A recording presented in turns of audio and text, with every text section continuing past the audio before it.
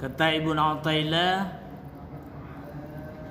"Iza fataha laka wijhatan minat ta'arrufi." Apabila Allah telah membukakan untuk engkau jalan ma'rifat, fala tubali ma'aha an qalla amaluka, maka jangan hiraukan amal engkau yang masih sedikit. Fa innahu ma fataha laka illa wa huwa yuridu an yata'arrafa ilaika. Karena sesungguhnya dia tidak akan membukakan untuk engkau kecuali dia menghendaki untuk memperkenalkan dirinya kepada engkau.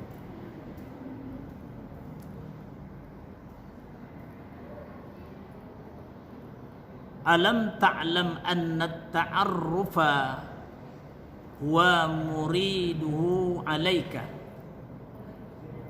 Tidakkah engkau ketahui bahwa bermakrifat itu dialah yang menginginkannya atas engkau. Wal a'mala anta muhdiha ilaihi, dan amal engkau jalannya yang sampai kepadanya. Wa aina ma tuhdihi ilaihi mimma huwa muriduhu alaika, dan setiap jalannya yang sampai kepadanya itu adalah dari apa yang dia menginginkannya terhadap engkau. Bapak Ibu, dari ungkapan Ibnu Athaillah ini ada beberapa kesimpulan yang dapat kita ambil pelajaran. Pertama, makrifat itu Allah itu sendiri yang menginginkannya, sehingga kita bisa bermakrifat kepadanya. Jadi artinya untuk bisa kita makrifat kepada Allah itu bukan semata-mata ikhtiar kita, tapi Allah itu sendirilah yang ingin memperkenalkan dirinya kepada kita, sehingga dia membukakan hijab kita, membukakan makrifat itu kepada kita, baru kita bisa. Karena kalau ikhtiar kita semata, tidak akan pernah kita bisa mengenal Allah itu. Oleh sebab itu, kata Zunnun al-Misri, "Arabtu Rabbi bi'arabbi." Aku mengenal Tuhanku dengan Tuhan. Jadi kalau begitu, kita tidak bisa mengenal Allah itu, tidak bisa mengenal Tuhan itu, kecuali Allah itu sendiri yang ingin memperkenalkan dirinya kepada kita. Itu yang pertama. Lalu kalau begitu, apa yang bisa kita lakukan, Ustaz, untuk bisa bermakrifat kepada Allah? Maka kita, ikhtiar kita adalah mengikut metode jalan-jalan yang ditempuh oleh para mursyid, para wali Allah yang makrifatnya sampai kepada Allah. Oleh sebab itu kita dituntut untuk berguru, kita dituntut untuk mencari mursyid. Pada pertemuan yang lalu kita sudah sampaikan bahwa metode sampai kepada Allah itu, metode makrifat itu yang digunakan dalam ilmu tasawuf itu ada 3 metode. Ada 3 cara. Pertama, kita kenal dengan metode Man arafa nafsahu faqad arafa rabbahu. Metode mengenal diri, siapa yang mengenal diri maka dia akan kenal Tuhannya. Maka para ulama kita dalam mempelajari metode mengenal diri ini, ada yang mengenal diri itu dari bawah ke atas. Diawali dari mengenal diri yang diciptakan Allah dari jasmani sampai mengenal diri rohani. Nanti dari mengenal diri rohani itu akan tahu hakikat diri. Ketika tahu hakikat diri, barulah orang itu secara ilmu, secara teori dia akan kenal Tuhan. Itu baru secara teori, secara keilmuan. Karena kemarin kita sampaikan kata Imam Ghazali, makrifat itu ada 3 levelnya. Ada orang yang makrifatnya ilmul yakin. Dia bermakrifat sampai pada titik ilmu yakin. Itu makrifat secara teori, secara keilmuan dia sampai. Ini para mursyid, para guru dia punya ini. Dengan itulah dia bisa menjelaskan kepada kita. Jadi secara teori. Tapi tidak cukup dengan sebatas teori saja. Ada level kedua namanya ainul yakin. Makrifat orang ainul yakin ini, dia sudah mulai dibuka hijabnya oleh Allah, sehingga dia sudah mampu memahami, melihat rahasia-rahasia ilahiyah itu. Terbuka hijabnya. Yang ketiga yang disebut dengan haqqul yakin. Sampai pada level yang haqqul yakin, tingkat makrifat tertinggi, di mana tidak ada sedikit pun keraguan lagi, karena dia orang ini sudah sampai pada sumber kebenaran itu. Dalam bahasa sederhana ya, Nabi itu sudah bertemu dengan Allah itu. Maka orang yang bertemu dengan Allah itu makrifatnya haqqul yakin. Baik Nabi bertemu dalam mimpi yang disebutkan dalam banyak hadis, bertemu dengan Allah dalam mimpi, atau dia bertemu dengan Allah ketika Isra Mi'raj.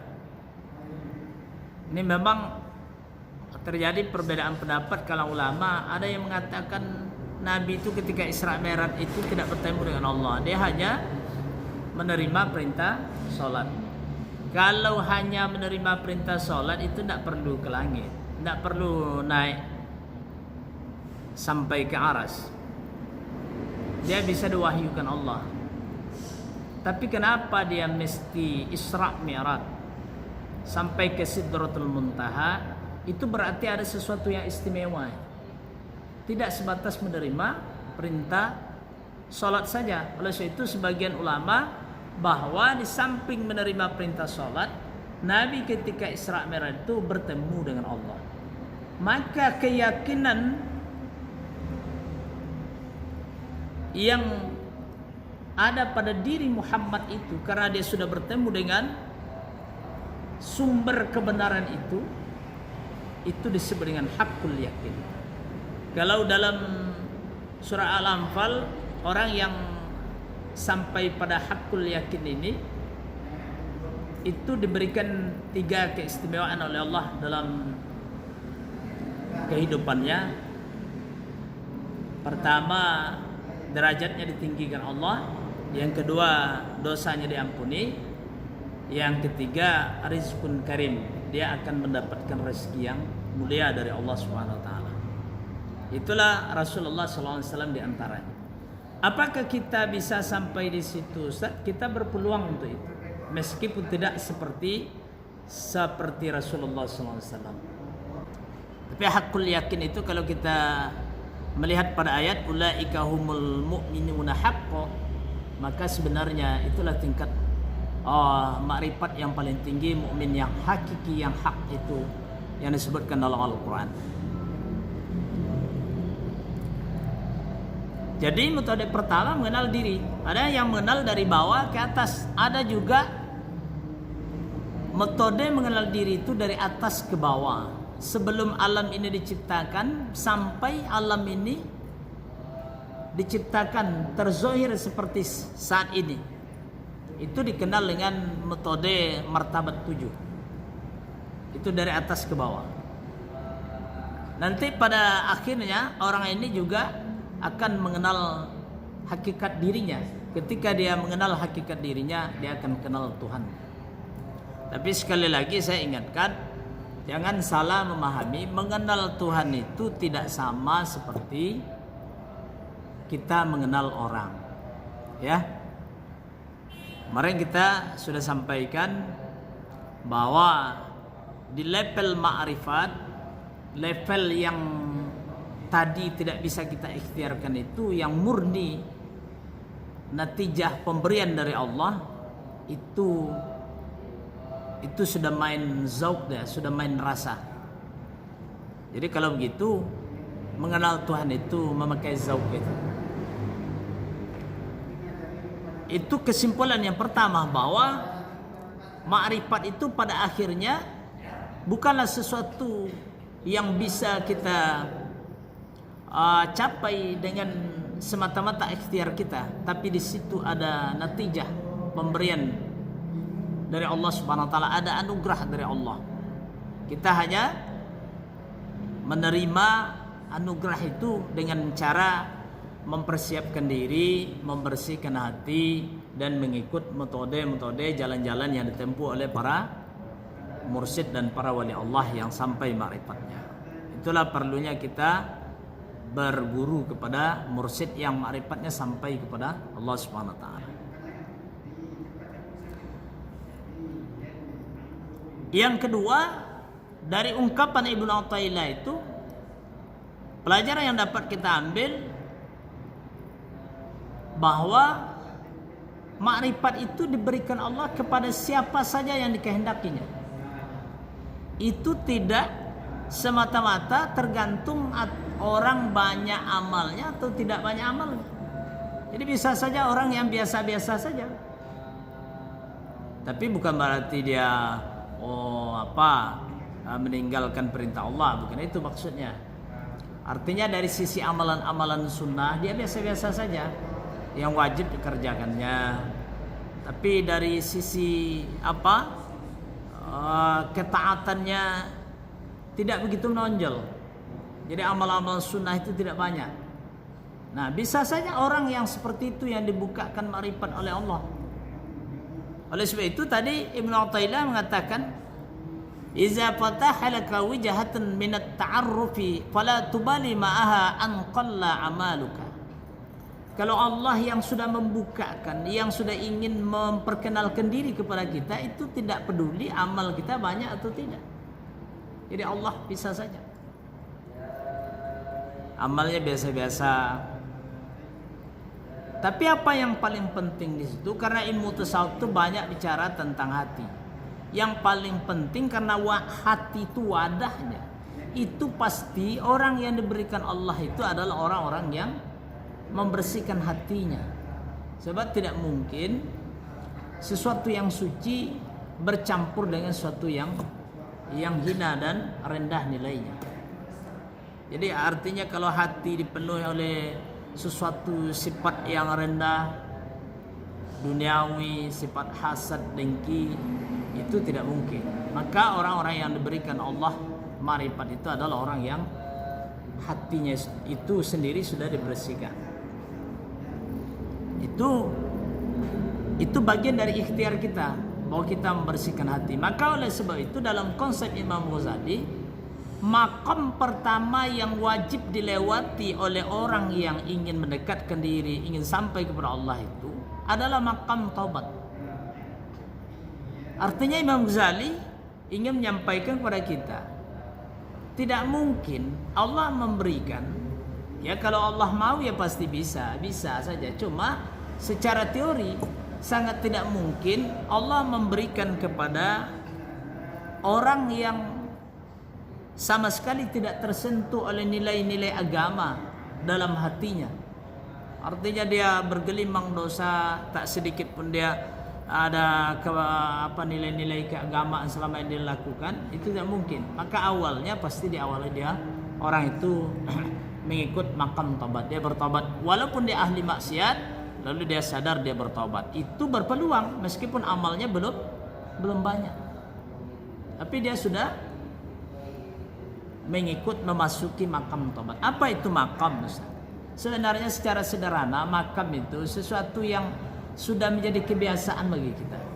Ya, itu sederhana. Kalau makam itu secara harfiah kan artinya kedudukan, posisi, tempat, martabat.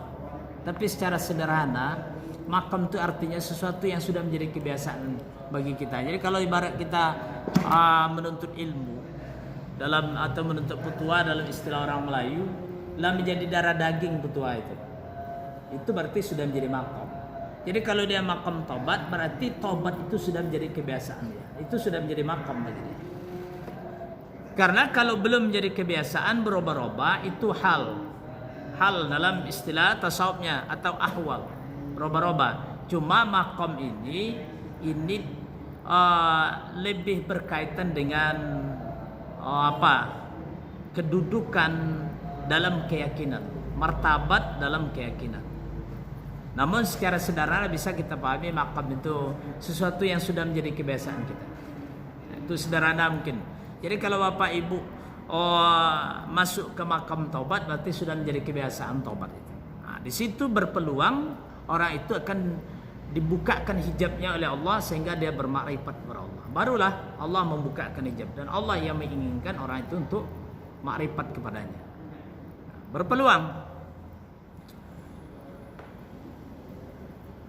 Jadi kesimpulannya bahwa siapa yang dikehendaki Allah, maka sedikitnya amal tidak menghalangi untuk bermakrifat kepada Allah. Jadi amal kita itu tidak menjadi sebab akibat untuk makrifat kepada Allah.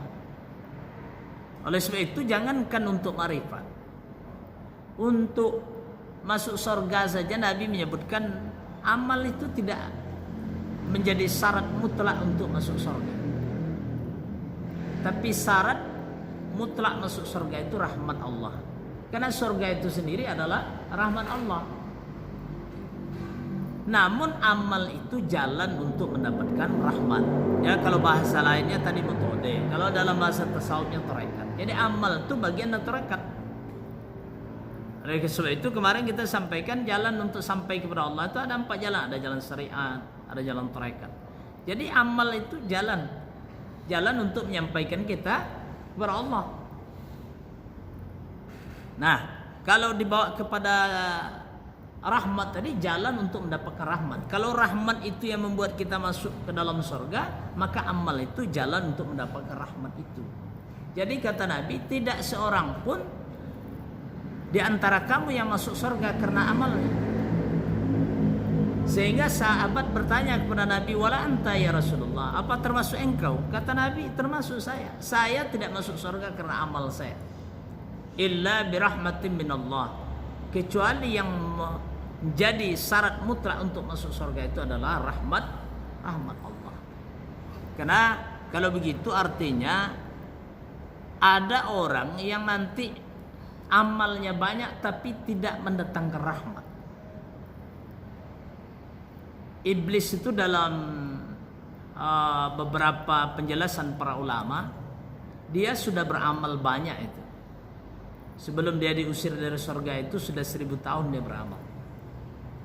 Tapi tidak mendatangkan rahmat, justru mendatangkan kesombongan. Jadi iblis yang bernama Azazil, dia sudah beramal 1000 tahun lamanya, tapi tidak mendatangkan rahmat. Kan rahmat, kata para ulama, rahmat itu dari kata rahimah rahmah. Maka kalimat yang terbentuk dengan huruf ra, huruf ha dan huruf mim itu dia melahirkan kelembutan. Maka ciri-ciri orang yang mendapat rahmat itu dia lembut. Jadi kalau bahasanya kasar, sombong, itu berarti jauh dari rahmat Allah. Maka iblis yang 1000 tahun beramal tidak mendatangkan rahmat baginya. Sehingga amal yang 1000 tahun itu tidak membawa pada kebaikan, justru membawa kesombongan yang menyebabkan dia diusir dari surga.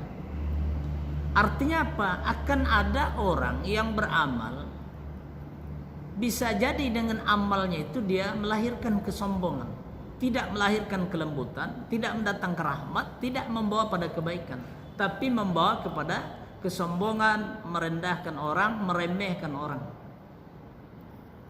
Oleh sebab itu Nabi mengatakan, termasuk saya illa birahmatin minallah, kecuali rahmatlah yang bisa memasukkan kita ke dalam surga. Nah, surga itu sendiri rahmat Allah. Jadi tidak jadi syarat mutlak amal banyak itu membuat kita makrifat, membuat kita mengenal Allah. Tapi bisa saja orang yang sedikit amalnya tapi dikehendaki Allah, dialah yang bermakrifat kepada Allah Subhanahu wa taala. Yang ketiga, pelajaran yang dapat kita ambil dari ungkapan Ibnu Athaillah tadi adalah bahwa amal itu hanyalah jalan untuk menuju makrifat itu. Jadi tak bisa pula kita. Oleh sebab itu pada pertemuan yang lalu saya sampaikan, kalau ada orang yang mengatakan dia makrifat, kenal dengan Allah, hakikatnya sampai, tapi dia meninggalkan syariat Allah, meninggalkan perintah Allah, tidak mau melaksanakan syariat, maka itu sama saja dia dengan iblis. Karena iblis itu dia kenal Allah, iblis itu dekat dengan Allah. Tetapi kesalahan iblis, karena dia tadi tidak melahirkan rahmat amalnya itu, justru sombong. Dia sombong kepada Allah sehingga tidak patuh ketika Allah perintahkan iblis untuk sujud kepada Adam. Nah, maknanya apa? Kalau ada orang ngaku mengenal Allah, bermakrifat kepada Allah, hakikatnya sampai, tapi tidak sholat, tidak mengerjakan perintah Allah, sengaja dia tinggalkan, maka itu artinya dia sama dengan iblis. Jadi orang ngaji tasawuf, orang ngaji hakikat, bermakrifat kepada Allah, itu bukan untuk mencari supaya bisa meninggalkan perintah Allah, tidak. Justru orang yang bermakrifat itu dia semakin taat, hanya saja ketaatannya itu tidak dinampakkan seperti orang-orang kebanyakan. Padahal Nabi menyebutkan bahwa para wali Allah itu salah satu kebiasaannya adalah salat tahajud. Alaikum biqiyamil lail fa innahu dabbatus salihin, kata Nabi. Hendaklah kalian mewajibkan atas diri kalian sendiri bahwa salat malam itu untuk tahajud. Karena tahajud salat malam itu fa innahu dabbatus salihin, itu tradisi kebiasaan orang-orang soleh, para wali Allah. Nah, dari hadis ini nampak bahwa karakter para wali Allah itu, ciri-cirinya mereka itu ya senantiasa mendekatkan diri melalui sunnah-sunnah Rasulullah, tahajud. Itu kebiasaan mereka. Hanya saja tidak sampai pula mereka amal ibadahnya itu seperti kita. Kadang-kadang justru para wali itu ada yang betul-betul sama sekali disembunyikan Allah kewaliannya.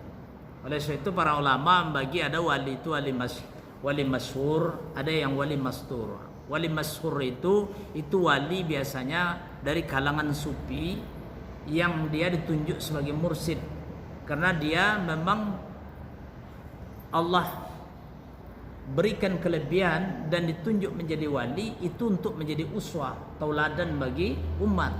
Tapi ada wali itu yang Allah justru sembunyikan, namanya wali mastur. Kewaliannya itu disembunyikan.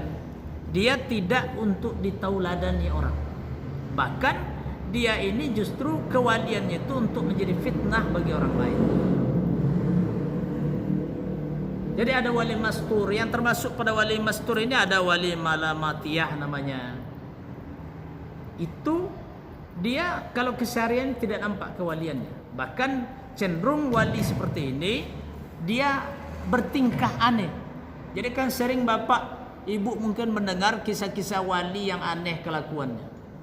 Itu adalah wali-wali yang disembunyikan kewaliannya oleh Allah Subhanahu wa taala. Oleh sebab itu saya kalau ngaji sama jemaah sering bilang gitu. Kalau bapak ibu sampai ke negeri orang yang kita baru sekali itu menempuh negeri itu, lalu nampak ada orang gila, seperti gila lagi, itu sikap yang paling baik kita tidak boleh komentar, karena kita tidak tahu itu betul orang gila atau wali. Karena ada kadang wali itu yang berlagak seperti orang gila.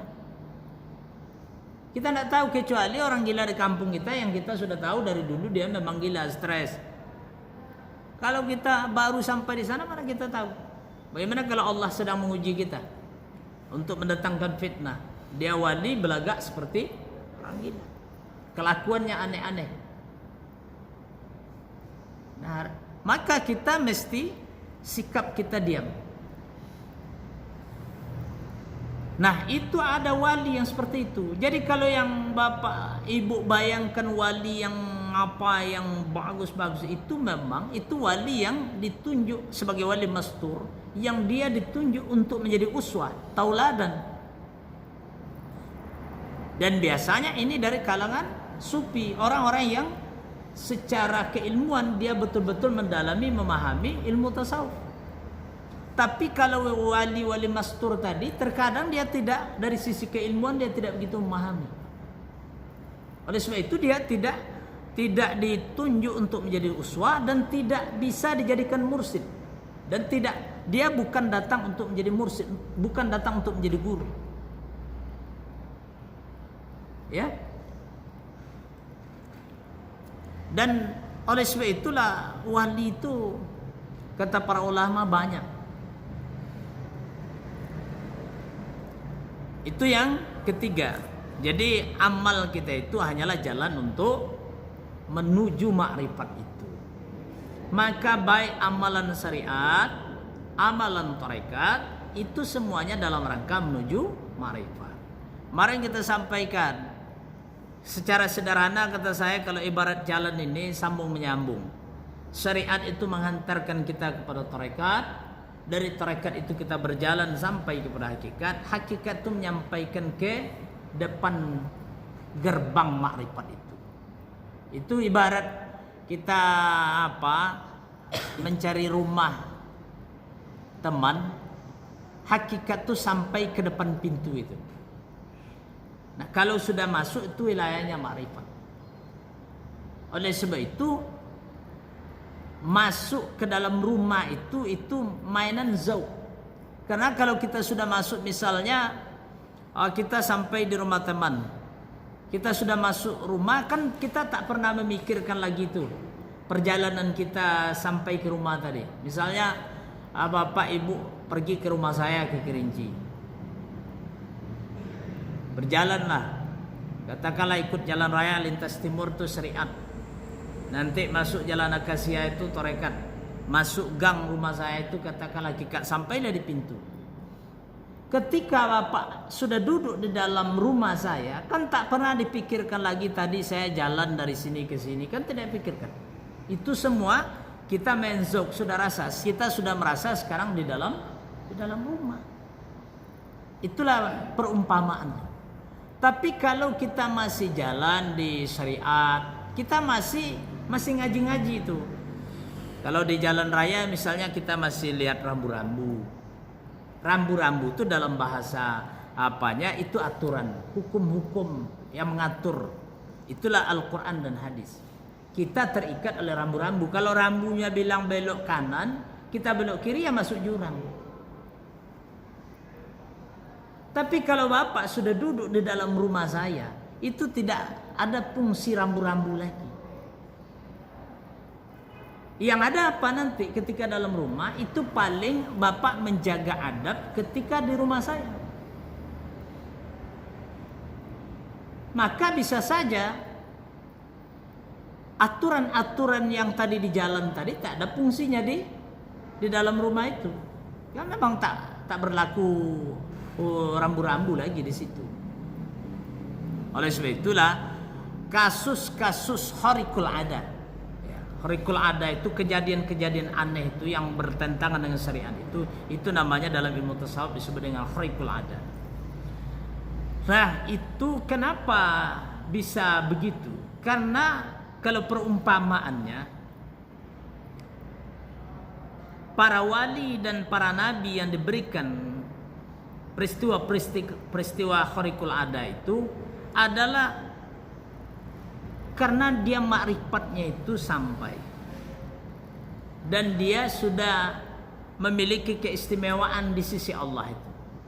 Misalnya ketika Nabi Ibrahim diperintahkan Allah menyembelih Ismail, itu kan bertentangan dengan syariat. Tak ada satupun syariat Nabi itu yang membolehkan menyembelih manusia itu. Kan bertentangan itu. Meskipun peristiwa itu tak jadi, tapi itu kan perintah yang bertentangan dengan syariat. Atau misalnya kasus Nabi Allah Khidir yang membunuh anak ketika bertemu di jalan itu, atau dia membocorkan perahu yang ditumpangnya itu kan bertentang dengan syariat. Itu namanya peristiwa khariqul ada. Nah, memang pada level-level umat Muhammad peristiwa-peristiwa seperti itu tidak ada lagi. Kalaupun ada yang khariqul ada itu tidak sampai sebesar itu. Ya, karena yang kasus-kasus seperti itu sudah dicabut oleh Allah Subhanahu wa taala, tidak berlaku pada umat Muhammad. Nah, tapi artinya ada. Kenapa itu bisa? Karena dekat. Saya akan sering contohkan begini. Kita berteman dengan bupati. Kalau kita sudah satu rumah dengan bupati itu berteman, tidur kita sama. Itu tak berlaku aturan protokoler. Tapi kalau masyarakat biasa mau ketemu Zukri, dia berlaku aturan protokoler. Ada larangan-larangan, tak bisa begini, tak bisa. Kalau dia sudah sama, teman dekat, akrab, jangankan aturan, menegur Zukri itu dia bisa itu. Dalam artian bahasa protes dia bisa itu. Faktanya para nabi ada juga yang sedikit rada-rada protes kepada Allah itu kan ada. Misalnya ketika Nabi Ibrahim ingin tahu bagaimana cara Allah menghidupkan orang mati, dikisahkan dalam Al-Quran, Allah suruh cari 4 ekor burung, lalu burung itu disembelih, dagingnya, tulangnya, bulunya dicincang-cincang, lalu dicampur adukkan, lalu Allah perintahkan ke-4 burung yang sudah dicampur adukkan tadi ditaruh di atas 4 bukit, lalu kata Allah kamu panggil, langsung burung itu hidup tanpa satu helai bulu pun tertukar. Itu menunjukkan kata Allah seperti itulah mudahnya saya besok menghidupkan orang yang sudah mati itu. Tapi dari situ kita dapat pahami seolah-olah Ibrahim tidak percaya kepada Allah. Memang dalam ayat itu disebut oleh Allah. Allah katakan, apa kamu tidak yakin dengan saya? Kata Nabi Ibrahim, bukan soal tidak yakin, tapi saya ingin tahu seperti apa kamu menghidupkan. Itu kan rada-rada, kalau dibawa dalam bahasa kita kan rada-rada lancang itu. Rada-rada protes. Tapi kenapa Ibrahim bisa begitu? Karena Ibrahim Khalilullah. Teman Allah, kekasih Allah. Perumpamaan seperti kita bertemu dengan Zukri tadi begitu juga. Kalau kita akrab tidak sama sekali keluarga tidak, tiba-tiba kita menyalahkan dia, ya pasti marah. Nah, itulah gambarannya. Makanya para nabi pun gelar-gelar yang diberikan, kedudukan yang diberikan para nabi berbeda. Ada Habibullah. Itu berarti ke tingkat apanya? Tingkat apalah nama biasa negosiasi atau tawar menawarnya kan tinggi itu.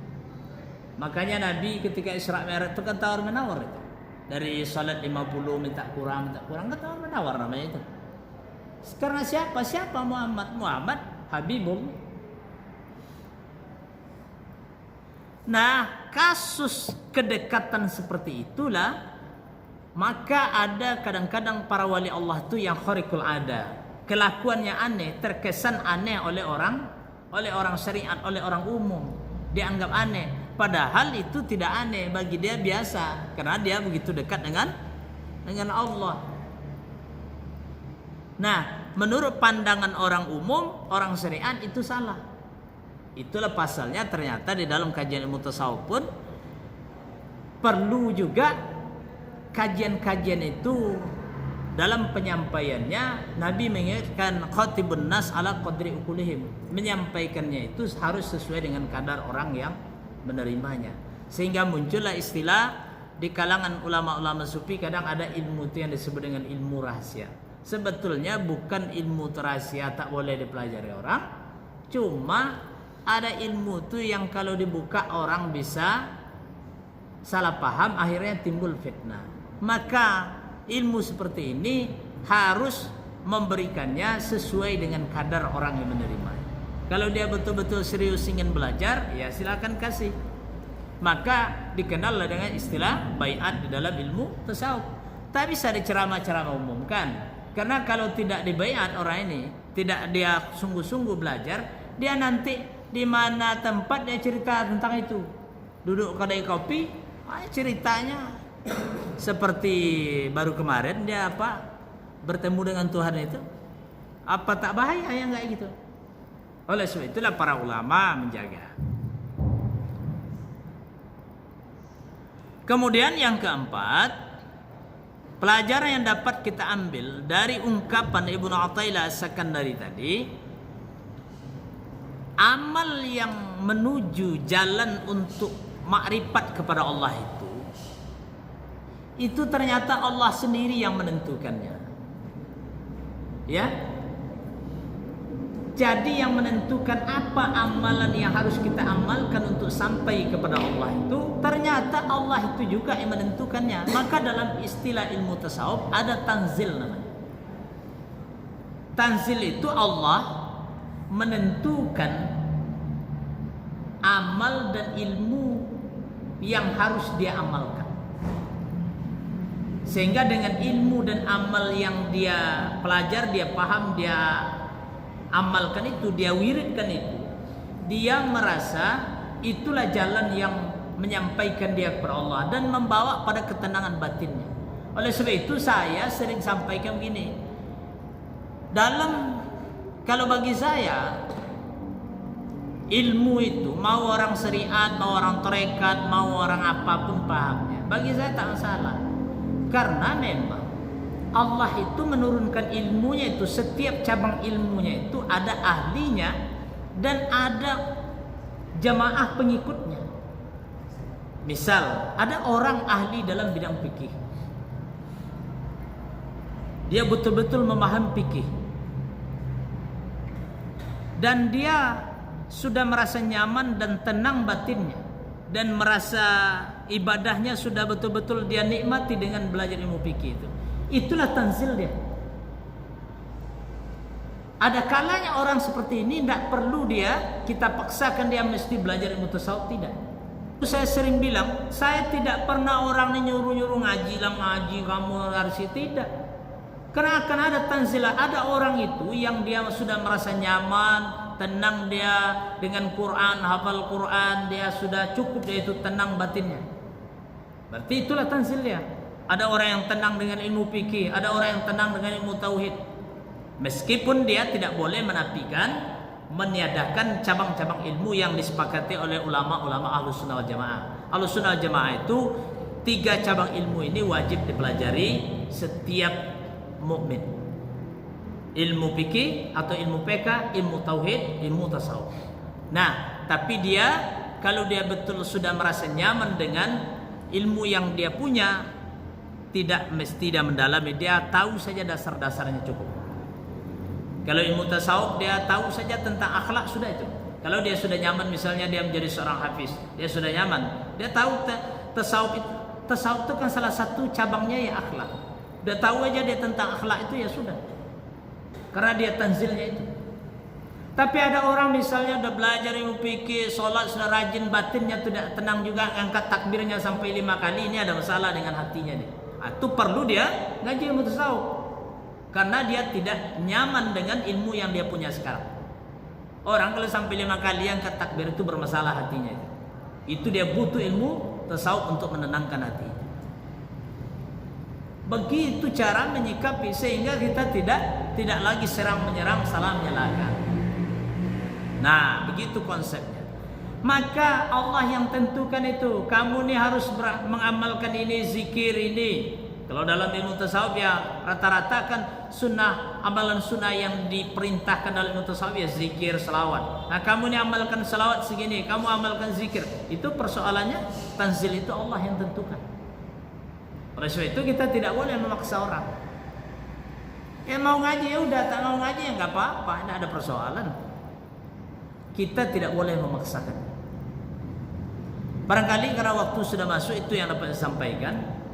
Artinya Bapak Ibu, kalau mau betul-betul sampai ma'rifat itu kepada Allah, memang tidak ada cara lain kecuali metodenya yang kita sebut dalam pertemuan yang lalu. Metode yang digunakan para sufi itu metode man arafa nafsahu faqad arafa rabbahu, konsep mengenal diri. Yang kedua konsep mutu qabla anta mutu, konsep mematikan diri. Atau konsep yang ketiga yang digunakan oleh Imam Al-Ghazali, konsep fana. Fana af'al, fana fis sifat, fana fis zat. Itu konsep fana. 3 metode, 3 jalan ini, 3 cara inilah yang bisa menyampaikan orang kepada ma'rifat kepada Allah. Dan itu sudah sudah muktabar, sudah diakui kebenarannya dan sudah teruji ulama-ulama yang memakai metode ini. Nah, kalau mau biasa-biasa saja ya cukup. Kalau dia sudah merasa nyaman dengan syariat ya sudah cukup, nggak apa-apa. Semua kita sampai, tapi bentuk sampainya yang berbeda. Ada orang yang istilah dalam Imam Ghazali tadi, ada yang fana af'al, berarti sampainya sampai ke tingkat af'al cuma. Ada orang fana fis sifat, berarti dia sampainya sampai ke tingkat sifat. Ada orang fana fis zat, berarti dia sampai ma'rifatnya itu pada zat Allah. Itu yang betul-betul sampai. Yang diinginkan Allah dalam surat Al-Ikhlas, qul huwallahu ahad, itu adalah ma'rifat bi zatillah. Oleh sebab itu Imam Ghazali mengatakan, kalau cuma mengandalkan amal, sekuat-kuat beramalnya syariat, itu hanya bisa sampai kepada fana af'al. Itu kepada af'al Allah. Hitung-hitungannya, amal itu dihitung-hitung dengan angka-angka, dan balasannya pun besok dihitung-hitung dengan hitungan-hitungan angka-angka itu. Maka ada mizan, timbangannya besok.